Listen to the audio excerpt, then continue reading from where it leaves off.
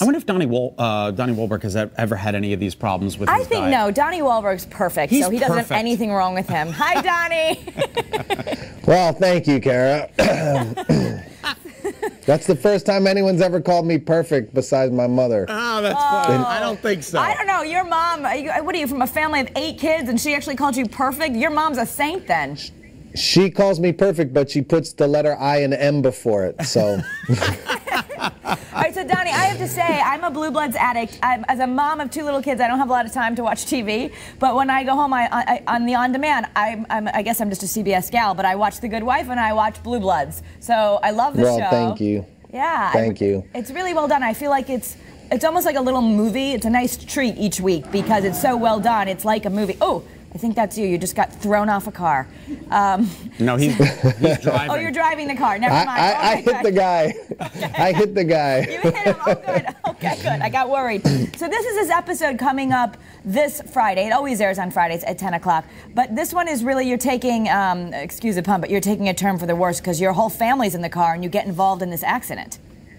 Yeah, well, in this episode, you know, saying that you have young children, in this episode, my character Danny's young children are affected by what happens when they come across this crime in progress, and there's a shooting, and it endangers the family. But more specifically, what ends up happening is it jolts one of the children so much that Danny sort of has to start to teach him about guns, and playing a New York City police officer. A lot of them have guns in the home, and they have to have their guns in the home. And I learned through the show how important it is that police officers teach their children about guns and gun safety. And to play that scene was really, it was heavy for me because we didn't have guns in my home growing up. And it was profound to hand a little 10-year-old boy a real gun and to sort of talk to him about the importance of the safety of it. But knowing the alternative, that kids get curious and kids want to explore and kids, you know, want to go in the closet and, hey, Dad, let's play with Dad's gun, you know.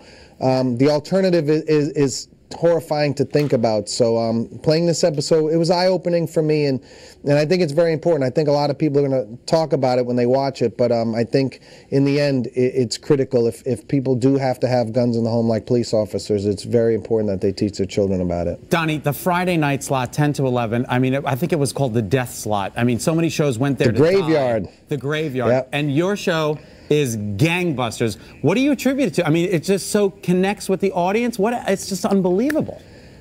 It's really hard to explain. I think I hear a lot of, you know, couples, you know, that are my age say, well, we used to go out every Friday, but, you know, times are tough. We're saving money. So now, yeah, I'm staying home. And some people stay home because of Blue Bloods. Some people stay home because of the economy and they've discovered Blue Bloods. But I think beyond that, the family element of Blue Bloods is something that's just, there used to be family dramas on TV all over the place when I was a kid, and they're not there anymore. Right. They just don't exist. And I think Blue Bloods really resonates for a lot of people with families and people without. I think people all get to live sort of vicariously through this family and to sort of connect to something that we don't see anymore, and I think it's really resonating with a lot of people. Donnie, I know we're out of time, but I have to tell you, I totally agree with you because my husband watches with me too, and we say, oh my gosh, wouldn't it be cool to be a part of a family like that? Because it always ends with that Sunday night dinner with all of you guys, and it's something a lot of us don't do. So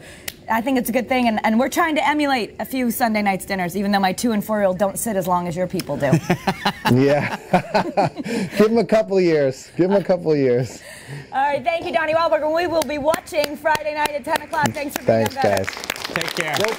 All right, coming up, the Super Bowl is days away, and helping us get ready in the kitchen, our own Joe Zone. Joe. Nice to have you here. Go Giants, baby. Oh, yeah, baby. Uh-oh. We're going to be making up his famous Super Bowl dip next on Better Connecticut. We'll be right back. Nice.